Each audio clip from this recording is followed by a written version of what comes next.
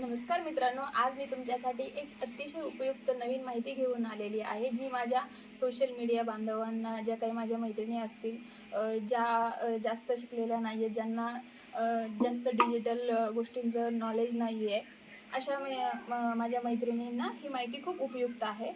जे काही social media influencer आहेत, जे व्हिडिओज वगैरे बनवतात, त्यांना आवाजाचा खूप मोठा प्रॉब्लेम येतो ज्यावेळेस रेकॉर्डिंग वगैरे चालू असते. परंतु तो प्रॉब्लेम सॉल्व्ह करण्यासाठी आम्हाला असा प्रॉब्लेम येत होता, म्हणून आम्ही जरा मार्केटमध्ये सर्च केलं आणि आम्हाला खूप असे प्रॉब्लेम आले की आम्ही माईक खरेदी करायचा होता. हाच तो माईक आहे. याला हा बटन माईक आहे. तर हा माईक घेण्याचं कारण असं की ज्यावेळेस आपण व्हिडिओ वगैरे काढत असतो, जास्त वारं वगैरे असतं, त्यावेळेस आपला आवाज हा क्लिअर येत नाही आणि आवाजाच्या क्लॅरिटीसाठी आपण हा माईक घेतलेला आहे. आता हा माईक घेताना खूप प्रॉब्लेम असे असतात की खूप सारे प्रश्न पडत असतात, ज्या नॉर्मल माहीत नसतात आपल्याला. याच्याबद्दल माहीत नसतं की हा नेमका असतो कसा, याला कनेक्ट कसं करायचं, यानंतर ह्याच्यामध्ये जे चार्जिंगचा जे पॉवर बँक असते ती कशी येते, त्यानंतर याची चार्जिंग किती वेळ टिकते किंवा किती लांबवरून याचा आवाज आपल्याला येऊ शकतो. या सर्व प्रश्नांची उत्तरे आज मी तुम्हाला या व्हिडिओमध्ये सांगणार आहे. तर पहिल्यांदा आपण हा माईक पाहूयात. तर हा ओजीचा माईक आहे, एरो माईक, काही जण याला मायक्रोफोन असंही म्हणतात. तर मार्केटमध्ये याची प्राईस खूप आहे.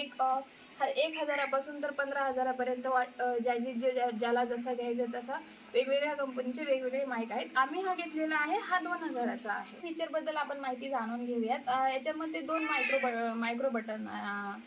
मायक्रो बटनवाले माईक आहेत, जे मॅग्नेटिक क्लिप्स आहेत आणि ज्याचा जो चार्जर आहे किंवा याला जे चार्जर कनेक्ट करतो तो टाईप सीचा आहे. आणि त्यानंतर याची साऊंड क्वालिटी पण HD मध्ये आहे. आणि याची जी बॅटरी लाईफ आहे ती 10 तासांची बॅटरी लाईफ आहे, की एकदा जर आपण त्याची पॉवर बँक चार्जिंग केली की ती 10 तास चालते. तर पाहूयात आपण याच्यामध्ये कसं असतं ते. हे पहा, मी ओपन करून पाहते. तर पाहू शकता आपण, ही एक छोटीशी याची एक डबी आहे. याच्यामध्ये ते 2 बटन माईक आहेत. तुम्ही पाहू शकता हे बटन माईक. हे आपण बाहेर काढून घेऊयात. आणि याच्यासोबत असते हे कनेक्टर असतो, जो आपण रिसिव्हर म्हणतो याला, जो आपण मोबाईलला किंवा लॅपटॉपला आपण कनेक्ट करू शकतो. हा आपण अशा पद्धतीने कनेक्ट करतो. त्यानंतर तो ऑन होतो. आपण पाहूयात की हे जे बटन माईक आहेत हे मॅग्नेटिक असतात. म्हणजे कसं आपण इझिली एखाद्या शर्टला किंवा ज्या काही जे साडी वगैरे घालतात, ड्रेस वगैरे, ते आपण अशा पद्धतीने हे लावू शकतात. इझिली आपल्याला लावता येतात. आणि याला एक चिमट्यासारखं पण असतं की आपण असं होल्ड करू शकतो. हे असं होल्ड करू शकतो. म्हणजे जी लावण्याची प्रोसेस आहे ती एकदम इझिली आहे आणि व्यवस्थित आपण याला लावू शकतो.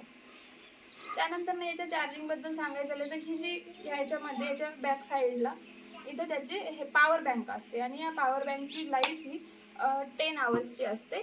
आपण याला चार्जिंग केल्यानंतर 10 तास याचा आपल्याला बॅटरी बॅकअप असतो. कशी करायची, याच्यासाठी जे चार्जिंग पोर्ट आहेत ते टाईप सीचे आहेत. याच्यामध्ये आपल्याला एक चार्जर येतो, तो चार्जर याच्यामध्ये हे केला जातो, याच्यामध्ये इन्सर्ट करायचा आणि याची चार्जिंग होते. याला सेपरेट पण आपण चार्जिंग करू शकतो. आणि ज्यांचं सध्या लाईटचा प्रॉब्लेम आहे, लाईट येत नाहीये आणि त्यांना लागतोय बाबा, तर त्याच्यासाठी याची पॉवर बँक असते, जी लाईफ ही 10 आवर्सची असते. म्हणजे 10 तास ही पॉवर बँक चालते. तर पॉवर बँक मध्ये चार्जिंगला कसं लावायचं, तर हे आपण असं याचे जे चार्जिंग पोर्ट आहेत ते असे ठेवायचे.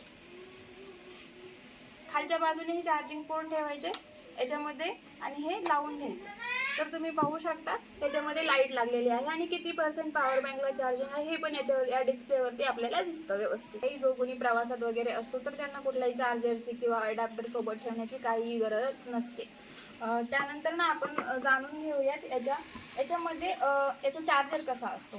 तर याच्या चार्जरमध्ये आम्हाला प्रश्न पडला होता की याचा चार्जर वेगळा येतो की काय, कसं असतं नेमकं. तर काही नाही, याच्यामध्ये फक्त आपल्याला एक पिन आलेली असते चार्जिंगची, पण याचा अडॅप्टर नसतो आलेला. त्यासाठी आपण आपल्या घरी ज्यांचा पण मोबाईल आहे, अँड्रॉइड मोबाईल, त्याचा जो काही अडॅप्टर आहे आपण त्याला इझिली कनेक्ट करू शकतो. जर ज्यांच्याकडे आयफोन असेल तर त्यांच्यासाठी ही सेपरेट पिन पण आलेली असते. ह्या पिन थ्रू आपण कनेक्ट करू शकतो. त्यानंतर दुसरं महत्त्वाचं फीचर म्हणजे काय, याची जी पिन आहे, हा जो रिसिव्हर आहे, हा सपोज आपल्या मोबाईलला चार्जिंग नसेल आणि आपलं रेकॉर्डिंग चालू असेल तर आपण चालू रेकॉर्डिंगमध्ये आपण आपला मोबाईल चार्ज करू शकतो. हा इथे एक पोर्ट असतो, आपण याला चार्ज करू शकतो. आता हा कनेक्ट कसा करायचा, तर आपण काय करायचं, आपल्या मोबाईलला हा कनेक्ट केल्याच्या नंतर ना याच्यामध्ये लाईट ब्लिंक होते. एक ज्याच्या त्याच्या माईकनुसार वेगवेगळ्या कंपनीनुसार वेगवेगळी लाईट असू शकते. आमची ब्ल्यू कलरची, निळ्या कलरची लाईट आहे ती लागते. आणि त्यानंतर ना आपला जो माईक आहे याच्यामध्ये एक बटन असतं, ते 2 सेकंदासाठी होल्ड करून ठेवायचं. 2 सेकंदासाठी होल्ड केलं की याच्यामध्ये एक लाईट लागते. त्यानंतर ना आपल्या मोबाईलची जी सेटिंग आहे याच्यामध्ये डेव्हलपर ऑप्शन्स म्हणून एक ऑप्शन असतो. त्याच्यामध्ये जाऊन आपल्याला USB डीडबिंग म्हणून एक ऑप्शन असतो, तो आपल्याला ऑन करायचा असतो. आपला हा माईक इझिली आपल्या मोबाईलला कनेक्ट होत असतो. त्यानंतर ना आपण इझिली रेकॉर्ड करू शकतो.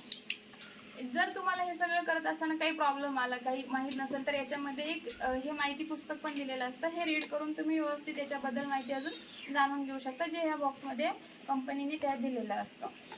याची वॉरंटी वगैरे ही कंपनीनुसार वेगवेगळी असते. जशी त्याची प्राईस, जशी त्याची कंपनी, तशी याची वॉरंटी पण असते. तुम्ही हा मार्केटमध्ये कुठल्याही मोबाईल शॉपीमध्ये याच्यामध्ये तुम्हाला इझिली अवेलेबल होऊन जातो. जर तुम्हाला ही माहिती उपयुक्त वाटली आणि आवडली असेल तर चॅनलला सबस्क्राईब करा, लाईक करा, शेअर करा.